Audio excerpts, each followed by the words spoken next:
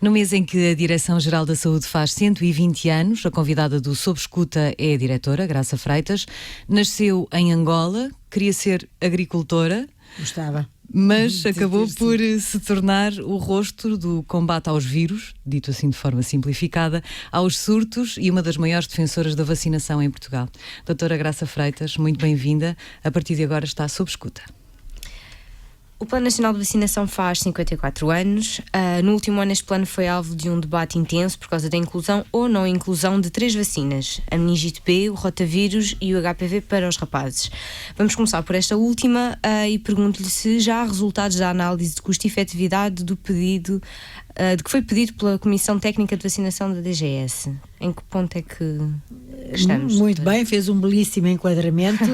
De facto, eu sou uma grande defensora da vacinação, eu e nós todos na Direção-Geral da Saúde, e respondendo à sua pergunta, nós acabamos por decidir basear-nos em avaliações de custo e efetividade internacionais que já estavam feitas exatamente para tomar a decisão o mais cedo possível, cumprindo a lei do orçamento de Estado, que dizia claramente que as vacinas seriam introduzidas no programa, mas em articulação com a Direção-Geral da Saúde. E, portanto, para cumprirmos esse mas, que é muito importante e faz toda a diferença, apesar de termos, enfim, o apoio da tutela para fazer a nível nacional uma avaliação de custo e efetividade, acabamos por fazer, enfim, a compilação de praticamente todas as avaliações que existiam no mundo e de a partir daí fazer uma análise dessas avaliações e chegar a uma conclusão extrapolável para Portugal. E, portanto, prescindimos, de acordo com a Comissão Técnica de Vacinação e nós próprios, de fazer a avaliação nacional. Mas quais foram essas conclusões? As conclusões é que um dos fatores que influencia muito as vacinas serem ou não serem efetivas, obviamente, é o preço da vacina. O outro fator é os ganhos em saúde que se obtêm. Portanto, estas avaliações de custo e efetividade são pondo em 2 pratos da balança, e agora também falando para todos, de forma muito simplificada, de um lado os ganhos, do outro lado o investimento, neste caso o investimento monetário. E, portanto, há uma diversidade imensa de estudos feitos com pressupostos completamente diferentes e com realidades completamente diferentes. E essa foi uma dificuldade. Foi conseguir ir estudando, vendo esses estudos, para ver aqueles que se assemelhavam mais da nossa realidade e dos nossos pressupostos. E, portanto, fomos eliminando estudos, será, por exemplo, da Austrália, que tem uma realidade completamente diferente, tem estudos ótimos, mas que acabaram por ficar, enfim, não incluídos na última análise, na final, e depois selecionamos aqueles estudos que tinham realidades diferentes das nossas, mas, apesar de tudo, com algumas semelhanças, e partindo desses pressupostos, utilizamos esses estudos. Tenho aqui a dizer que para o sexo masculino, e é bom que se diga, porque isto é ciência, e quando um país como nós tem elevadíssimas taxas de cobertura no sexo feminino, é muito difícil que a vacina seja custo-efetiva. E porquê? Porque isto funciona como reservatórios do vírus. Mas significa que a conclusão foi que esta não é? Esta está no limiar do que é custo-efetivo ou não é. Então deixa-me perguntar-lhe de outra forma. A vacina do HPV para os rapazes vai ser incluída no Plano Nacional de Vacinação? Eu só não lhe posso dizer isso porque eu tenho uma máxima, que foi o meu pai, que já morreu, que me ensinou. Eu, quando fui para a escola, chegava a casa com imensas novidades nos 2 ou 3 primeiros dias. E um dia o meu pai perguntou-me assim, eu entrei para a escola há muitos anos, disse-me assim: olha, isso já está no Diário do Governo? As novidades que eu tinha para lhe dar. E eu fiquei sem saber muito bem, a minha mãe explicou-me o que era o Diário do Governo e eu disse não, ainda não está. E o meu pai disse-me assim: então, quando estiver no Diário do Governo, conta-me. Eu aqui é mais ou menos a mesma coisa. Tudo está entregue, tudo está para publicação. Eu vou-me permitir não anunciar em direto algo que ainda não saiu em Diário da República. Mas pode dizer-nos se a DGS recomendou que isso acontecesse ou não recomendou que isso acontecesse? Eu não lhe vou dizer, porque se eu lhe disser, estou a antecipar o que vai sair no Diário da República. Para quando é que podemos esperar isso? É uma questão de dias. Eu só não deverá ter saído, porque deve haver muita coisa a sair em Diário da República nestes dias. É por dias. Mas volto aqui à questão do custo e efetividade. Imagino que estávamos completamente sem vacinar ninguém. A vacina seria mais custo-efetiva para os rapazes do que é. Porquê?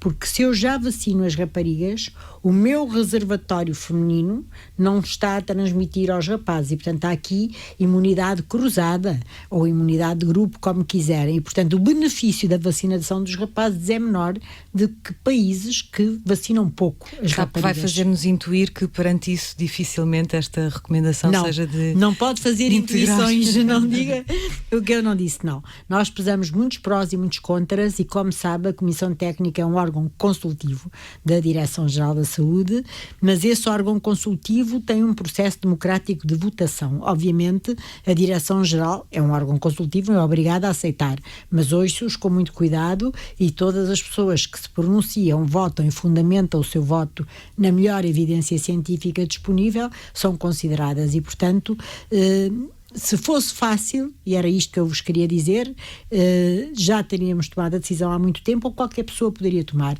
São decisões muito complexas, porque nós estamos a decidir para milhares de pessoas em cada ano, e uma vez uma vacina incluída no Programa Nacional de Vacinação, para que haja confiança nas vacinas, nós não costumamos pô-las e tirá-las. Portanto, somos muito coerentes. Podemos levar muito tempo a decidir, ponderamos os prós e os contras, os investimentos e os benefícios, vota-se, as pessoas votam em consciência, depois a Direção-Geral tem uma equipa que analisa esse processo, portanto isto é um processo muito robusto. Isso é o que eu quero dizer aos portugueses. E em relação à meningite B, doutora, em 2008 dizia que a possibilidade de alargamento a todas as crianças estava a ser estudada. Sim. Como é que isso está? Sim.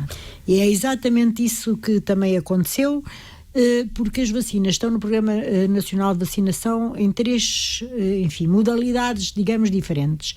Há vacinas que estão inequivocamente para todos, sendo que quando eu digo todos, obviamente há um limite de idade, porque há vacinas que só são administradas, por exemplo, no primeiro ano e no segundo ano de vida. Portanto, tirando o limite de idade, há vacinas, por exemplo, a meningite C, dando esse exemplo, quando foi para o Programa Nacional de Vacinação, ou o tétano, ou a difteria, enfim, as clássicas entram para toda a gente, até uma determinada idade, para o tétano até ao fim da vida. Depois há vacinas que entram para grupos especiais. Vou dar-lhe um exemplo. A atual vacina da tosse convulsa, apenas para grávidas em cada gravidez, para proteger o filho. Portanto, entram para um grupo de pessoas importante, são quase 90 mil grávidas por ano, não é um grupo pequeno, mas só essas é que têm indicação de fazer a vacina, aquele tipo de vacina, e durante cada uma das gravidezes, para protegerem cada um dos seus filhos. E depois ainda há outra forma de ter vacinas no Programa Nacional de Vacinação, que são aquelas que nós queremos mesmo administrar a determinados grupos de risco. Ou seja, grupos de risco, que era isso, que está comprovado que esses grupos, porque têm uma fragilidade, uma imunodepressão, por exemplo, beneficiam muito, muito, muito com a vacinação. E vocês perguntar-me-ão porque é que essas estão no Programa Nacional de Vacinação? Porque é a forma de eu garantir que sempre vão ter sustentabilidade financeira e que ninguém as põe e tira. Mas isso significa que a resposta em relação ao HPV para rapazes, à vacina do HPV, à meningite B e também à do rotavírus, devemos esperar nisso que está para publicação, as 3? Sim, as 3. Haverá uma decisão sobre essa matéria agora? Há uma decisão que está tomada, foi para a tutela. Do ponto de vista técnico, a decisão foi encerrada. Portanto, isto tem muitos passos, e do ponto de vista técnico e da apreciação da Direção-Geral da Saúde, a decisão foi encerrada. Portanto, foi entregue à nossa tutela, e a tutela enviará, conforme bem entender, para para Diário da República. E é tomada a decisão para as 3. Eram as 3 que estavam a ser discutidas, foram as 3 que foram recomendadas. E relativamente a essa decisão do Parlamento que aprovou em Orçamento de Estado a inclusão das 3 vacinas, sentiu-se ultrapassada, doutora? Não, eu creio que o Parlamento, vou ser completamente sincera, devia ter tido um bocadinho mais de confiança nos seus próprios órgãos técnicos. A Direção-Geral é uma instituição do Ministério da Saúde e é escrutinada pelos parlamentares, e eles tinham forma de nos escrutinarem, recomendarem e saberem o que nós estávamos a fazer. Dito isto, as coisas poderiam ter ocorrido de outra forma, obviamente. O que é que acha que aconteceu para ter sido assim? Uma coisa que não é nada comum, não é? De repente aparece ali. Eu gosto muito pouco de especular, portanto eu não sei exatamente exatamente mas o que é que deve tê-lo irritado um bocadinho. Mas muito as minhas especulações eu guardo-as para mim própria e obviamente que eu preferia, se me perguntar, que as coisas tivessem sido feitas de maneira diferente, até porque, como muito bem disse, e não só eu, há pessoas em Portugal nos serviços de saúde, médicos, enfermeiros, farmacêuticos, virologistas, bacteriologistas, economistas da saúde, toda a gente que é fortemente defensora de uma das medidas preventivas melhores que temos de sempre, à exceção provavelmente da água potável. E portanto foi um voto. Não havia razão. Podiam ter confiado um bocadinho mais do que ninguém. Eu não digo que tínhamos qualquer tipo de superioridade. Não é isso que eu estou a dizer, não é a superioridade técnica, mas nós estamos fortemente empenhados em dar às pessoas tudo aquilo que lhes faça bem à saúde. E portanto agora as pessoas têm que entender que há um tempo para a decisão. E uma coisa é a decisão individual, que eu tomo uma decisão perante uma pessoa concreta que está à minha frente, que eu avalio imensos parâmetros dessa pessoa e que digo toma ou não toma uma determinada vacina, beneficia ou não beneficia, e uma coisa é uma decisão coletiva para um grupo de pessoas, seja esse grupo, como eu vos disse, as grávidas, mais restrito, um grupo mais alargado, que são todos os que nascem dentro de uma determinada idade e dentro de um determinado ano, ou para grupos de risco. Estas decisões são muito complexas. Nós estamos a falar de novas vacinas, não as vacinas serem novas, mas a serem eventualmente introduzidas no Plano Nacional de Vacinação, quando recentemente, vamos pôr a coisa assim, começou a haver alguma rejeição por parte de alguns movimentos anti-vacinação contra vacinas que já existem e movimentos e tendências que explicam, por exemplo, que Portugal tenha voltado a ter sarampo. A vacinação devia ser obrigatória? Então vamos começar por isso. Nós não temos sarampo nosso, nativo. Essa é a primeira coisa. Nós temos sarampo importado. E, portanto, continuamos com o estatuto atribuído pela Organização Mundial de Saúde de país livre de sarampo. Mas na Europa, a ter uns casos que contra um bocadinho. Obviamente que sim. Devíamos ter 0 casos, mas não há risco 0 e, portanto, a partir de um caso importado, nós temos surtos. Aqui o que é importante é nós não vivemos isolados, os vírus não têm fronteiras e, portanto, aqui a questão e que é fundamental é que, uma vez importado um caso que dá origem a outros ou não, temos casos importados isolados que ficam sozinhos, não encontram uma outra pessoa para transmitir, mas nós não temos nunca 100% de vacinação em nenhum lugar do mundo, obrigatória ou não obrigatória. E, portanto, é sempre possível importar casos, quando há no mundo, não está erradicada a doença. Qual é o compromisso de países como o nosso que têm o sarampo eliminado? É que a partir de uma importação e de um surto nós o controlemos muito rapidamente e desde que isso aconteça não se dá origem à implantação novamente do vírus na natureza e, portanto, fica circunscrita àquele surto e aquele surto é encerrado e nós voltamos a ter 0 casos. Essa é a situação de Portugal e é das melhores situações neste momento na Europa. Mais de 30 países têm tido grandes surtos, grandes epidemias e muitos deles têm sarampo endémico, sarampo nativo, o vírus a circular no país. Mas e alguns países porque os vírus não têm fronteiras, desculpe só interrompê-la, mas também porque os vírus não têm fronteiras, como disse. Eu vou voltar à pergunta. A vacinação devia ser obrigatória num momento em que assistimos a movimentos anti-vacinação? Olha, hoje foi mesmo por acaso que eu não sabia o que é que me iam perguntar. Eu assisti hoje, está reunida a Comissão Técnica de Vacinação e a Comissão Técnica de Vacinação, antes de ter havido estas questões do Parlamento, tinha um subgrupo a estudar aquilo a que nós chamamos a confiança na vacinação, que se quiser ver o inverso da confiança na vacinação, chama-se hesitação em vacinar. Portanto, isto depende da ótica com que quisermos ouvir. E hoje, finalmente, houve condições para que esse estudo desse grupo, dentro da Comissão Técnica de Vacinação, apresentasse as conclusões de um estudo feito para Portugal, um estudo ainda exploratório, ainda temos que ir mais atrás de algumas questões, e de facto, em Portugal, o fenómeno quer da hesitação, quer da resistência, quer da oposição à vacinação, é pouco relevante comparado com outros países.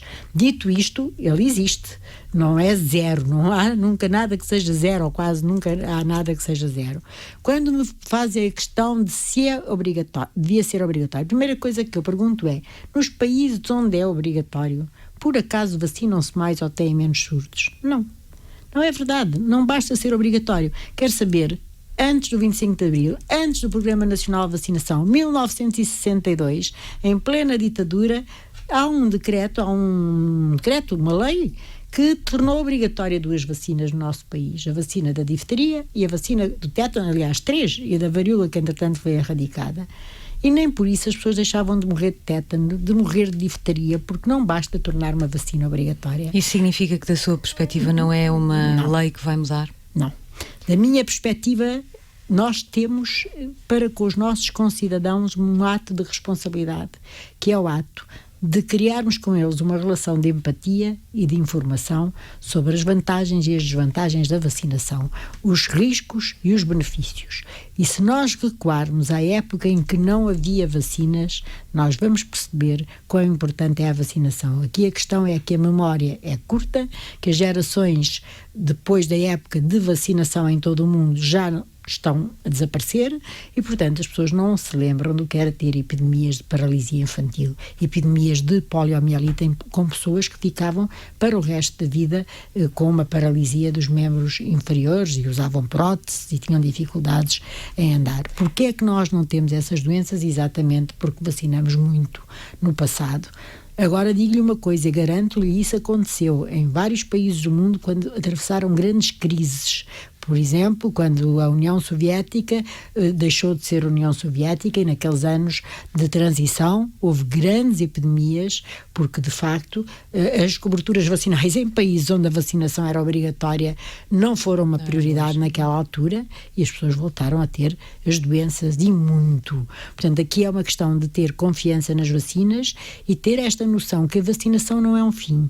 O fim é evitar doença e morte. Doutora, mas estamos aqui, é a finalidade. Estamos aqui a falar em legislação de vacinação, mas a verdade é que se legislou, por exemplo, a questão do sal, dos açúcares, dos alimentos que podiam ou não estar disponíveis em determinados lugares, nomeadamente em instituições do Ministério da Saúde.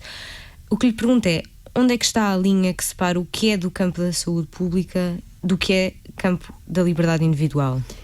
É muito difícil essa questão, por isso é que eu sou pela liberdade individual, ou seja, eu sou porque, primeiro, obviamente, a necessidade que as pessoas que têm essa obrigação, e neste caso serão os profissionais de saúde, não são detentores de toda a verdade, mas também os académicos, os cientistas, a sociedade civil, têm que comunicar o que é o estado da arte, o que é que se sabe, o que é que a ciência sabe.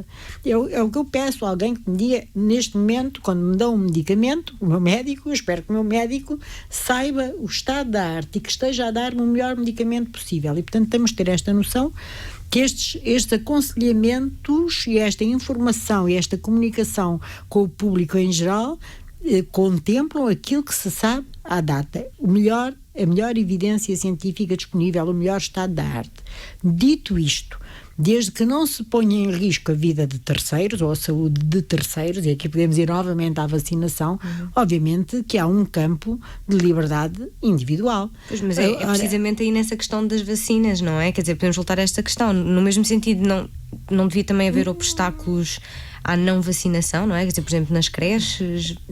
Aqui a questão, temos aqui a falar eu porei a vida de terceiros, como estava a dizer, porei de forma diferente, mas é que os terceiros também só estão em risco se não estiverem vacinados. Portanto, se eu não quiser que você me ponha em risco porque você não está vacinada e veio agora de um país onde há muito sarampo, eu tenho uma opção boa para a minha vida individual, que é eu vacinar. E, portanto, há aqui muitas coisas. Isto não também sequer se justificaria uma medida destas, de dizer que para uma criança frequentar, ou pelo menos permitir aos colégios tomar essa decisão. Nós fazemos tudo por isso, como sabe. As escolas, os colégios, as creches são promotoras da saúde. A escola não pode impedir uma criança nem uma creche. Mas da maior parte das pessoas, se devidamente informada dos prós e dos contras e dos riscos que aquela criança tem em relação à sua saúde. E há aqui uma coisa muito importante que as pessoas raramente se lembram. Nós vivemos aqui num país ótimo do ponto de vista das doenças para as quais existem vacinas. Ou seja, em Portugal não há a maior parte das doenças. Eu acabei de lhe dizer que nós, contra ciclo, não temos sarampo nosso, nativo. Não circulam os vírus. Há surtos pequenos, há importação de casos, isso há. O que é que aqui acontece em países como o nosso? Uma criança que não esteja vacinada, contra, olha, o sarampo, por exemplo, tem um risco muito pequeno de o contrair. É verdade, está num mundo, está debaixo de uma campânula, e essa campânula protege-a, porque a maior parte das pessoas à sua volta, na sua escola, na sua família, estão vacinadas. O que é que acontece? Esta criança, se sair, quando tiver idade para isso, com o seu passaporte na mão e for correr o mundo, esta criança deixa de estar protegida pelos outros. Eu uma vez disse isso a uma mãe. A mãe conseguiu levar o seu filho até ao 3º ano da escolaridade sem o vacinar. Foi há muitos anos esta história, tem muitos anos, e um dia eu estava a trabalhar e recebi, uma das minhas funcionárias disse-me que eu precisava de atender um telefonema de uma senhora, que ela não sabia o que é que havia de fazer à senhora, e a senhora disse-me assim: olha, eu estou-lhe a ligar para a senhora, ligar para a escola para deixarem o meu filho em paz, porque todos os anos elas me aborrecem para eu vacinar o meu filho, que eu não quero que se vacine. Pronto, e portanto a senhora tem que ligar lá para a escola para elas deixarem de aborrecer o meu filho.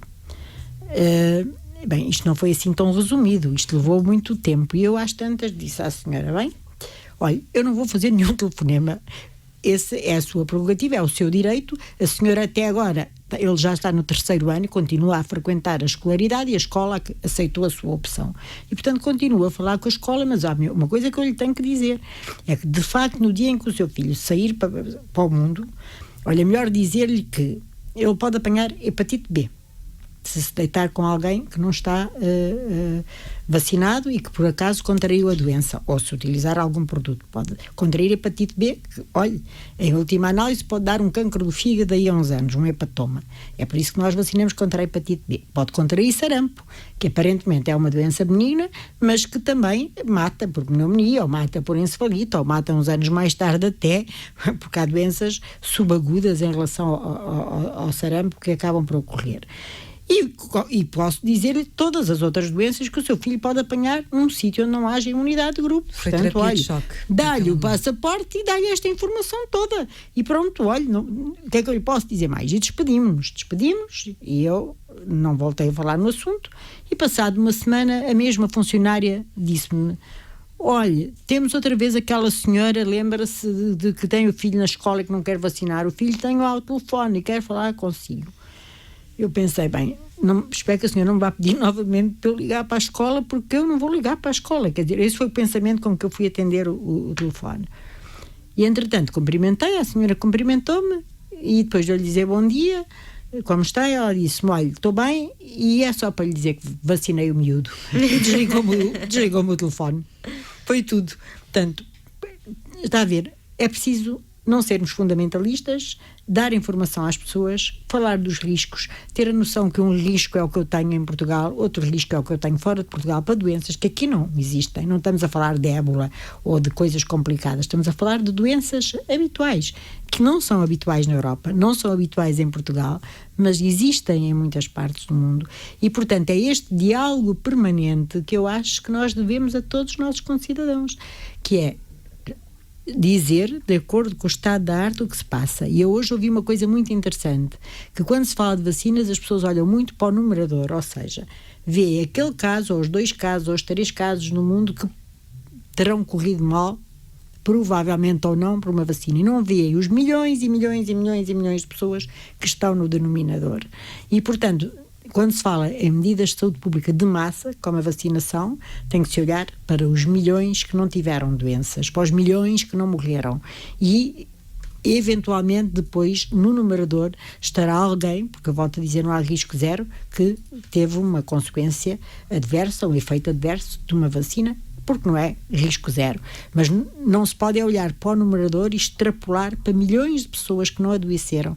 Eu sou da época, eu nasci no ano em que a polio foi descoberta, a vacina contra a poliomielite, portanto sei muito bem como é que foi a minha infância a pensar que ia apanhar a poliomielite, porque era um medo que as nossas mães tinham à minha volta. Deixe-me só voltar aqui àquela questão do açúcar e do sal e dos alimentos.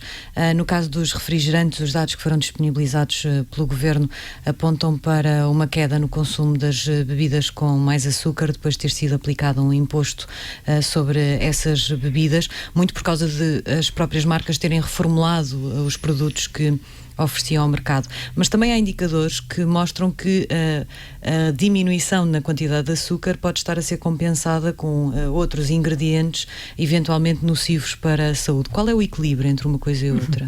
Pois os equilíbrios é que são difíceis, de facto, e nada é dado. Mas em Portugal estamos a olhar para isso? Estamos sempre a olhar para isso. Nós fazemos parte, para já, de estudos e movimentos internacionais, nomeadamente europeus. E depois temos a nossa própria investigação, temos belíssimas faculdades de nutrição, temos um programa só para a alimentação saudável. Portanto, nós olhamos para essas questões e eu também quero dizer que a palavra que utilizou é exatamente esse equilíbrio. E como para muitas outras matérias na vida, um equilíbrio estabelecido hoje, à data de hoje, não é um equilíbrio para sempre. Os equilíbrios são coisas que se vão mantendo e se vão trabalhando todos os dias. Portanto, há sempre coisas que influenciam por um lado e coisas que influenciam por outro, ou se quiser até por vários lados. Digamos que nós somos o produto de múltiplas influências e essas influências têm que estar sempre a ser monitorizadas. E se nós pensarmos ou tivermos a arrogância de pensar que eu hoje encontrei uma boa solução, seja para o açúcar, seja para a atividade física, seja para a insuficiência cardíaca, seja para o que for, para a vacinação, e que essa solução vai ficar equilibrada e perfeita para a eternidade, não é assim. Portanto, o que nós temos é que estar constantemente a estudar, constantemente a trabalhar. Neste caso específico, e constantemente resultado desse estudo permanente. A avaliar. Estas substâncias artificiais podem de facto estar Estamos sempre a ver, artificiais ou não artificiais, porque vamos lá ver, as substâncias da natureza, nós também temos que pensar que a natureza tem muitas substâncias. Ora bem, tem muitas substâncias que não são assim tão boas, e a humanidade foi sobrevivendo e sobretudo por tentativa e erro. Muitos dos nossos antepassados poderão ter morrido por ter consumido coisas que afinal não eram consumíveis e vinham da natureza. Portanto, seja da natureza ou não da natureza, obviamente nós temos que estar sempre atentos à dita da ciência, porque a própria ciência permite em determinadas alturas chegar a determinados compostos e em determinadas alturas não chegar aí. Portanto, mesmo a ciência evolui para se perceber melhor como é que é o mundo das moléculas, por exemplo, como é que uma molécula influencia as outras todas. Portanto, aquilo são às vezes reações em cadeia. Portanto, tem que se estudar muito, estar de facto de mente aberta, e há aqui uma coisa que é muito importante. Quando se trabalha em saúde pública, a população tem que ter confiança que as pessoas que estão a trabalhar, tal e qual como voltamos à analogia com os médicos que nós temos que confiar no médico que temos, porque se não confiarmos, dificilmente aderimos a uma terapêutica ou nos submetemos a uma intervenção cirúrgica. Aqui em saúde pública é a mesma coisa. Há que ter muita confiança que, com a rapidez que a ciência nos permite e a tecnologia nos permite, e cada vez permite que seja mais rápido, nós temos que ir fazendo novos equilíbrios e novas combinações e ver o que é que de facto influencia o quê, porque nada está sozinho dentro de nada, nem dentro de uma maçã, nem dentro de um comprimido. No estudo de 2018, que era subscrito pelo Secretário de Estado da Saúde, aquela comissão que analisou o impacto do imposto sugeria que houvesse um agravamento das taxas para as bebidas com mais açúcar. Isso significa que o peso dos edulcorantes e todos os ingredientes acrescentados às bebidas para compensar o açúcar ou a falta de açúcar foram considerados menos nocivos ou menos importantes? Exatamente. São essas questões que se têm que analisar. E concorda com este agravamento? Acha que este é o caminho? É tornar ainda mais pesado? Eu não sei se é o caminho. O que seria ideal, mas aqui nós temos que ver, e estamos aqui num jornal, numa rádio, num órgão de comunicação social, as múltiplas influências a que as pessoas estão submetidas ao longo de toda a sua vida.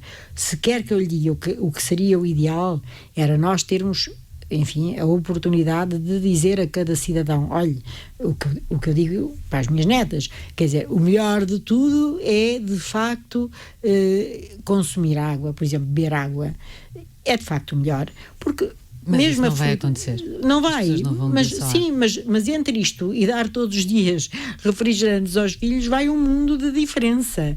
E eu já ouvi coisas assombrosas, até de pessoas que são meus colaboradores, dizerem-me assim: eu agora estou em dieta para perder peso, e estou a falar de homens, nem sequer estou a falar de mulheres, portanto vamos lá aqui deixar claro que estou a falar de homens. Deixei de consumir sumos, refrigerantes agora lá em casa só para os miúdos.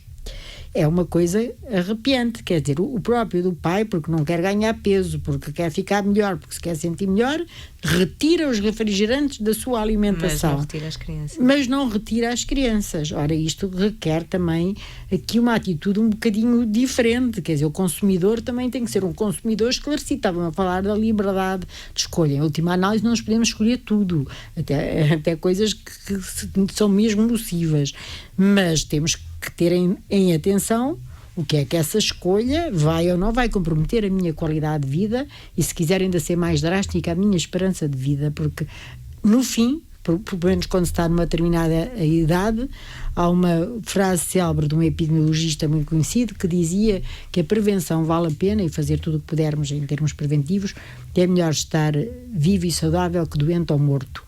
E a maior parte das pessoas concordará com esta frase. De facto, é muito melhor estar vivo e estar saudável. E, portanto, é para isso que se deve tender.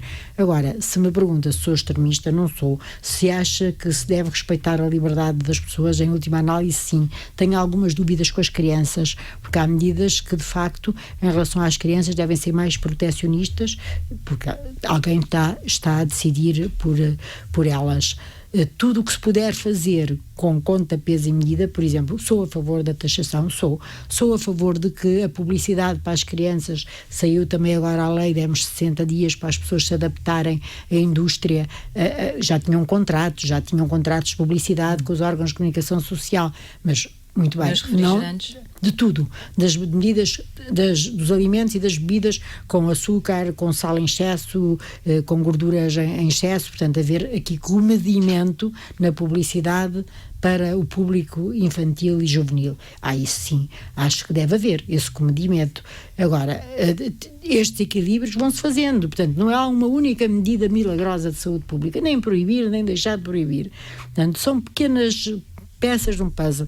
Aumenta-se a taxação, diminui-se a publicidade, informa-se melhor a população, todas essas coisas juntas com certeza contribuirão para um resultado melhor.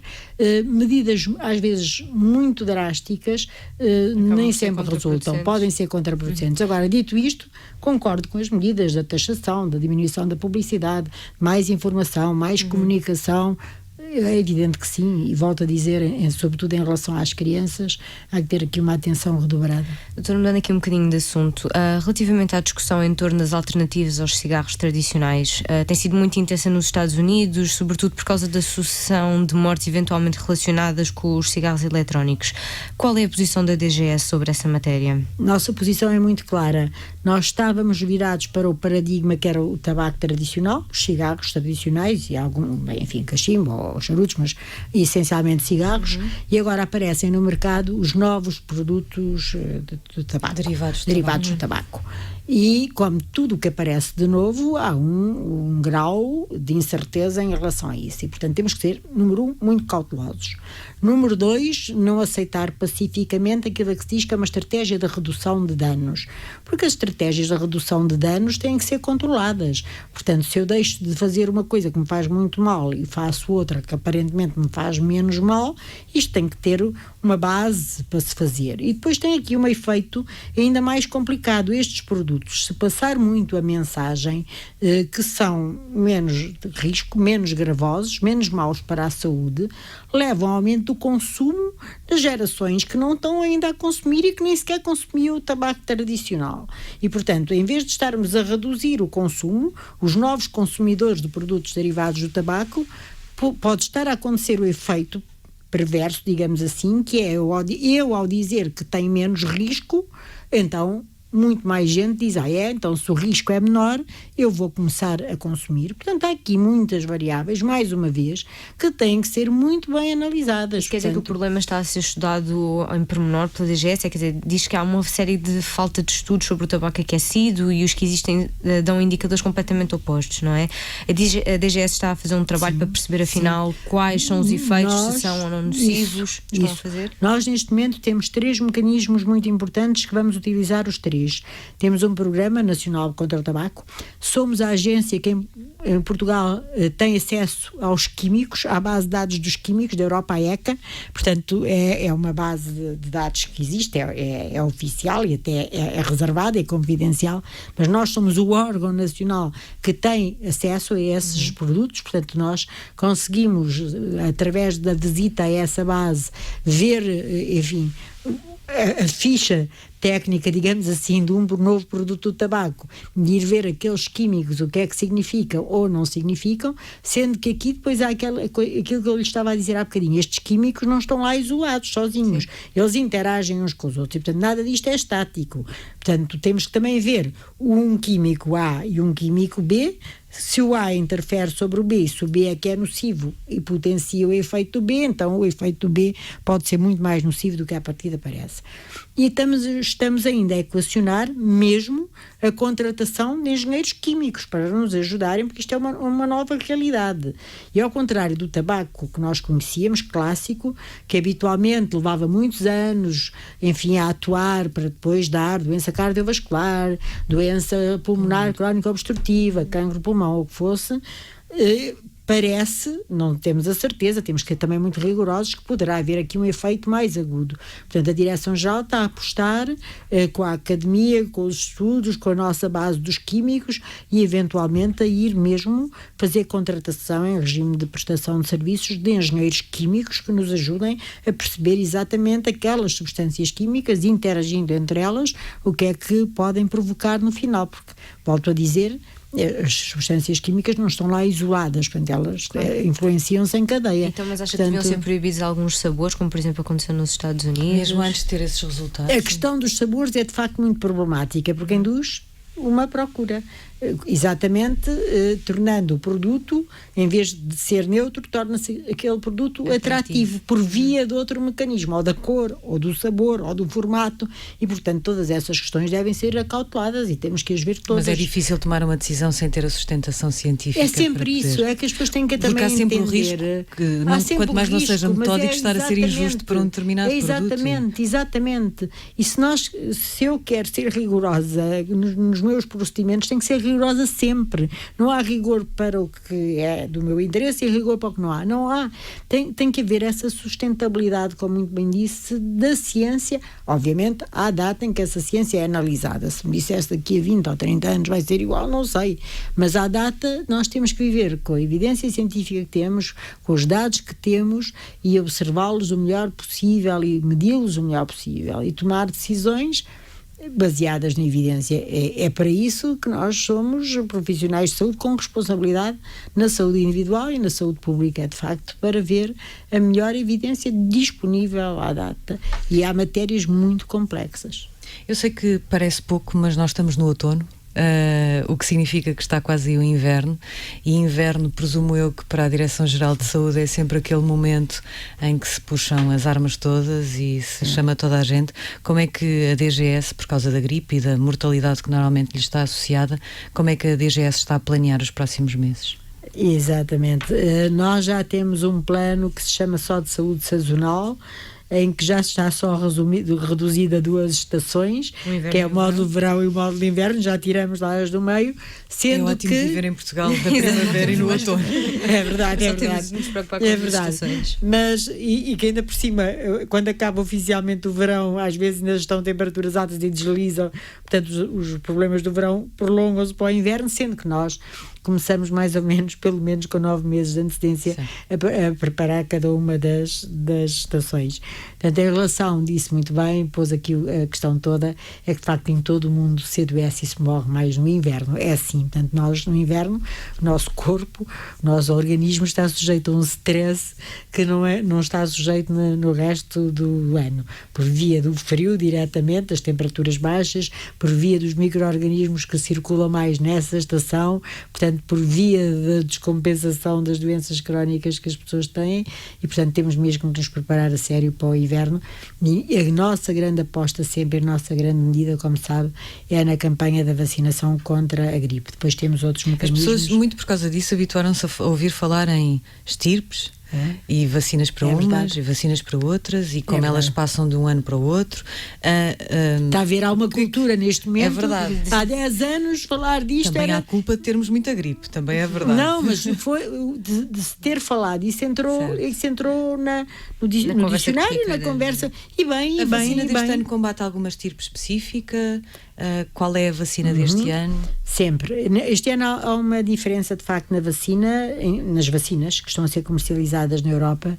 A indústria farmacêutica fazia vacinas que se chamavam trivalentes, ou seja, estavam 3 estirpes, já que estamos a falar de estirpes, 2 estirpes de vírus A, tipos de bicho, por assim dizer, de bicho da gripe. Sim. Isto é mais ou menos como a família, depois dentro da mesma família há umas subdivisões e depois enfim.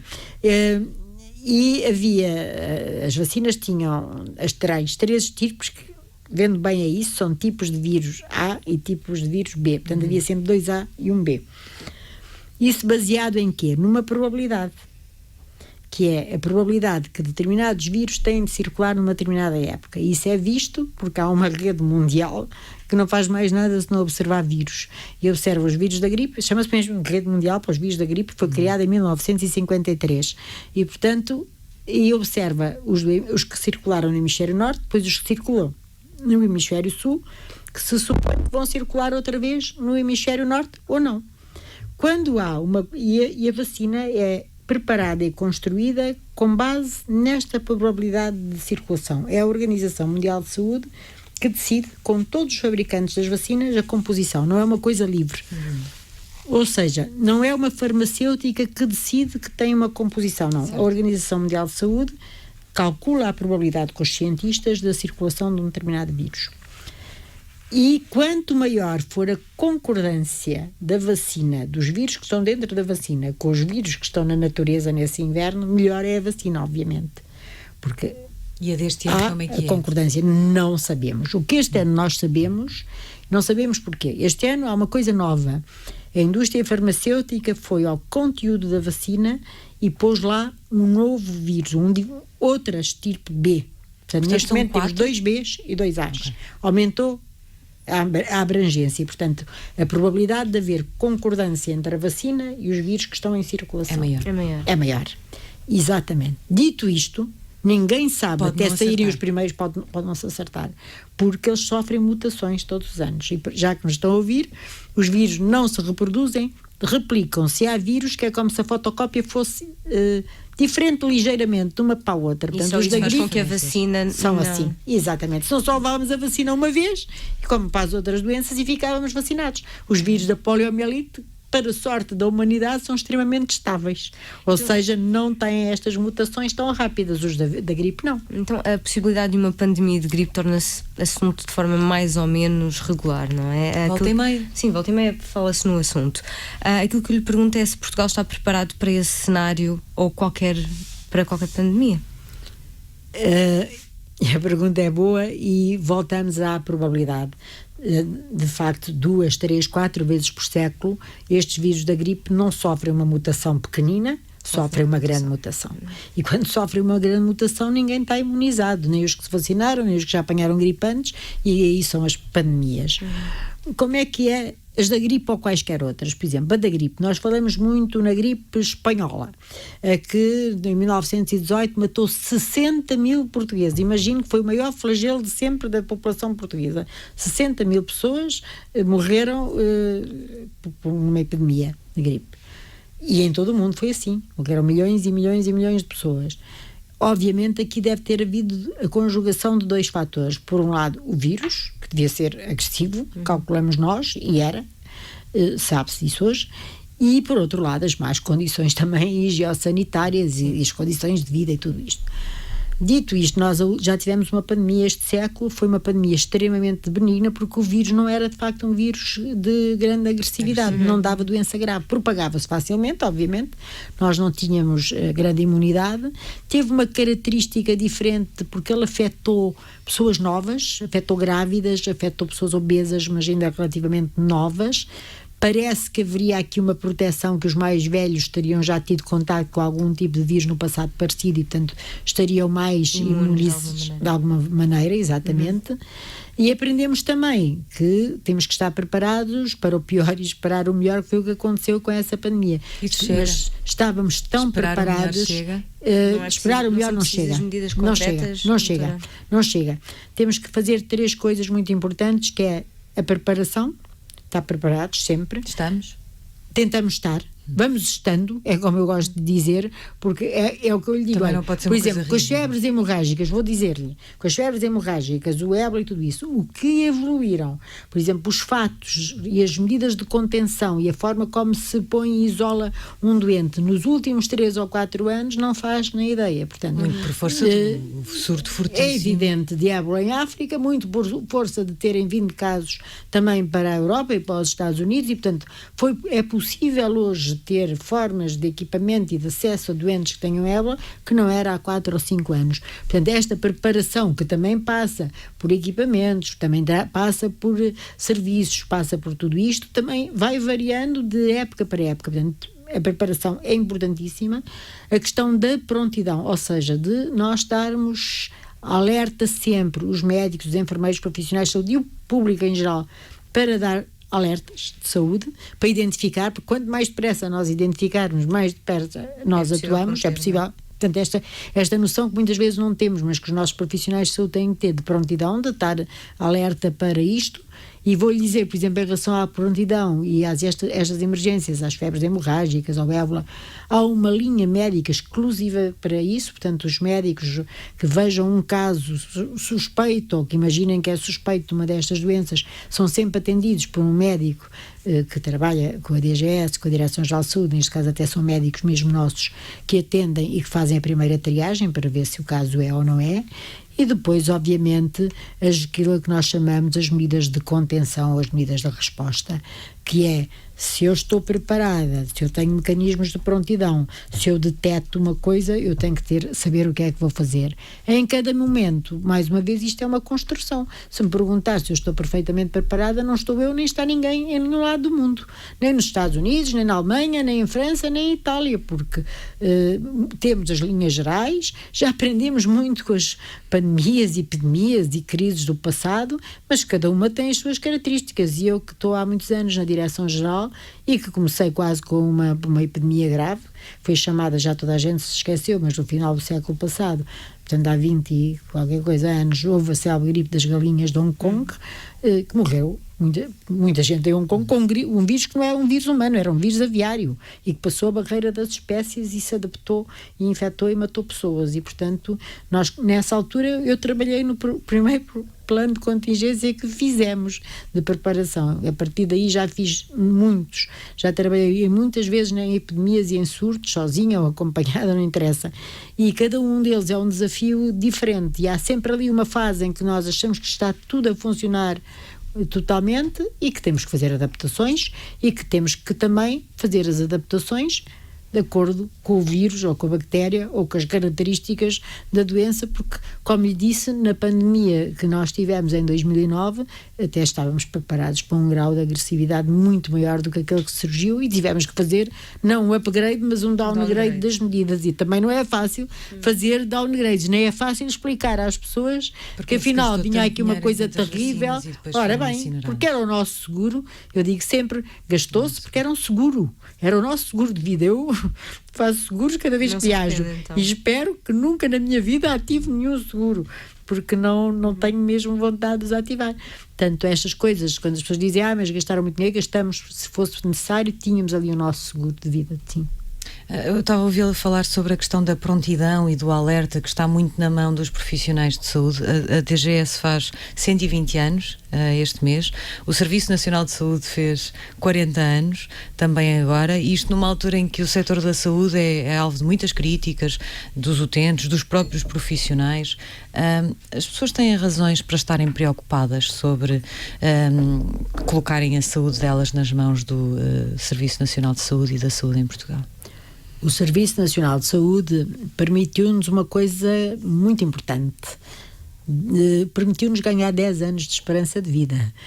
Nós não temos esta noção que há 40 anos, em média, à nascença, um português ou uma portuguesa vivia menos de 10 anos. Já não estou a falar do resto. E esses 10 atribuos todos ao Serviço Nacional de Saúde? Não. Atribuo à democracia, que nos permitiu ter boas condições higiosanitárias, porque não havia saneamento em Portugal, por exemplo, e portanto a democracia foi uma coisa muito boa. Elevou o nosso nível educacional, o que também é muito bom. Deu-nos, apesar de tudo, regras no mundo do trabalho, o que nos permite viver com algum desafogo, mas também o Serviço Nacional de Saúde. E eu vou dar-lhe um exemplo, voltamos à minha idade. Eu lembro-me da fase da minha vida, eu licenciei-me em 80, portanto, o Serviço Nacional de Saúde começa em 79, eu já sou médica durante toda a vigência do Serviço Nacional de Saúde. Mas lembro-me perfeitamente quando as famílias eram a primeira instituição que zelava pela proteção social dos seus, pela educação dos seus, pela proteção na saúde e da grande preocupação que havia nas famílias, fossem pobres ou fossem ricas, de haver recursos e poupanças e dinheiro para a doença. Portanto, as pessoas viviam... Alguém que atravessou de facto estes 40 anos do Serviço Nacional de Saúde, como é que chega a este momento em que de facto há tantas carências e nós sabemos de profissionais, de meios técnicos às vezes até, como é que olha para este momento em que o Serviço Nacional de Saúde passa por isto? Muito bem, portanto, o Serviço Nacional de Saúde começou há 40 anos, como foi dito, não começou no topo, portanto, ele foi-se construindo, teve épocas boas, teve épocas más, teve centros de saúde de primeira geração, de segunda geração, de terceira geração, legislações diferentes para os hospitais, legislações diferentes para os centros de saúde. A questão do acesso foi sempre muito importante e de alguma forma tem-se mantido sempre por uma via ou por outra. O acesso tem sido garantido não só a portugueses, mas a pessoas que estão em Portugal, que isso é muito importante. O Serviço Nacional de Saúde acaba por ser para todas as pessoas presentes em Portugal, é um bocadinho como a vacinação, destina-se a todos os presentes, independentemente de serem ou não portugueses. Como é que eu vejo esta fase? Vejo uma fase em que é necessário, de facto, olharmos para o Serviço Nacional de Saúde e termos a capacidade de o reformular, de o reforçar e de pensar para a frente. Portanto, aprender com o que aconteceu no passado, ver as flutuações, o que foi menos bom e melhor.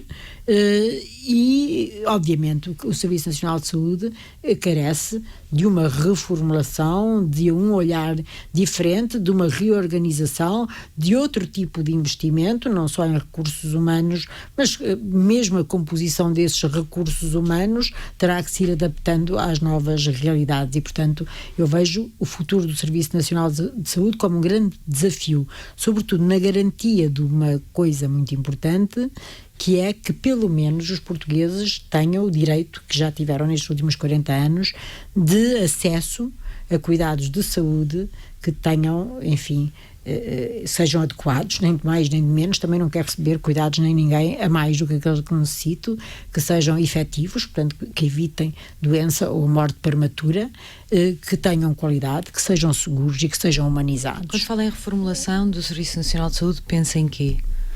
Eu penso em medidas muito vastas que me ultrapassam completamente. Eu creio que terá que ser o Serviço Nacional de Saúde... É repensar, de facto, a forma como o sistema está... É repensar montado. O sistema todo, o serviço num todo. O que eu creio, não serei eu a fazê-lo porque não é a minha área, mas quem quer que olhe para o Serviço Nacional de Saúde terá que olhar para as peças todas que constituem o Serviço Nacional de Saúde. E eu nem sequer estou a falar no sistema de saúde, porque também o Serviço Nacional de Saúde tem que ser enquadrado no sistema social e no sistema de saúde em geral, porque as premissas de hoje são totalmente diferentes, quer a nível social, da sociedade, das suas expectativas, das suas necessidades, das suas exigências, porque não? O social é completamente completamente diferente, o sistema de saúde é completamente diferente, o cidadão propriamente é completamente diferente. Portanto, vai ter que haver aqui um olhar para a arquitetura do Serviço Nacional de Saúde e ver como é que essa arquitetura responde, não a 2019 ou a 2020, mas como é que vai responder às próximas décadas e como é que vai ir respondendo, como é que se vai adaptando a coisas que são completamente diferentes agora do que eram há 40 anos. Nem a demografia era o que era, nem havia mundo digital, nem havia a degradação ambiental que existe neste momento, não que em outras épocas não tenha sido já pior, mas enfim, estamos a falar dos últimos 50 ou 60 anos. Portanto, muita coisa de facto mudou e a tecnologia mudou brutalmente e os custos dessa tecnologia mudaram. E também temos que entender que cada indivíduo mudou. E há aqui uma questão na nossa sociedade com a qual nós temos que lidar, é que também estamos todos a ser vítimas um bocadinho de pensar que mais é melhor. E, portanto, mais nem sempre significa melhor. Não é por me fazerem mais 5 ou 6 exames radiológicos sofisticados que o meu resultado de saúde melhora obrigatoriamente. E, portanto, também temos que pensar que nem sempre mais atos, mais coisas significa melhor saúde.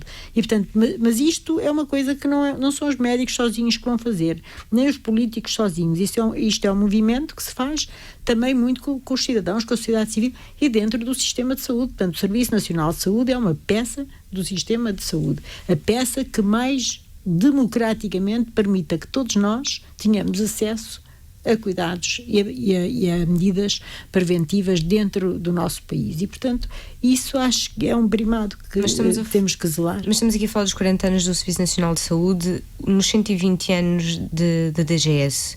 O que é que acha que falta fazer, doutor? O que é mais urgente? Essa pergunta resolver um problema, é muito difícil. Eu acho que o acesso é a coisa mais importante, porque ter cuidados da excelência, quando alguns países têm, e a porta para entrar para esses cuidados da excelência é muito estreita e só algumas pessoas é que entram, é de facto, para mim, não deixar ninguém para trás, que é um lema agora muito em voga, que é as pessoas presentes em Portugal têm direito a aceder a cuidados de saúde. Enquanto nós tivermos este modelo de Estado que escolhemos e votamos e escolhemos, e a nossa Constituição é assim. Portanto, nós estamos num Estado social, podíamos ter outro modelo de sociedade, algum dia poderemos evoluir para aí, não sei, mas dentro do modelo de Estado social, que é o que está na nossa Constituição, que é aquele que nós escolhemos em sucessivas eleições. Nós escolhemos assim e, portanto, se eu pudesse de facto tomar uma decisão e desse uma varinha mágica, eu diria que a tal porta de entrada no sistema tem que ser suficientemente larga e abrangente para que lá caibam todos os cidadãos que estão presentes em Portugal, independentemente do seu credo, religião, raça, idade, género, tudo o que quisermos, estado social, local de residência. As assimetrias regionais aqui são muito importantes. E, portanto, a questão do acesso, enquanto a gente não passar essa porta, não tem garantia nenhuma. Portanto, e isto está garantido. Às vezes nós podemos dizer, não acedeu através do médico, mas acedeu através da urgência. Portanto, há aqui... Houve sempre uma forma. Há sempre uma forma. Se perguntar se é mais eficiente, isso poderá dar outra discussão, mas de facto, nós em Portugal, nem que seja através do mecanismo que eu acabei de dizer, acaba por haver sempre acesso. Portanto, não estamos numa situação de não acesso aos cuidados, e para mim essa é a premissa. Coisa fundamental. Cuidados de excelência e prestações de excelência e prevenção e promoção da saúde, isso tudo. Doutora Graça Freitas, obrigada por ter vindo ao Sob Escuta. O programa regressa na próxima semana. Obrigada. Obrigada.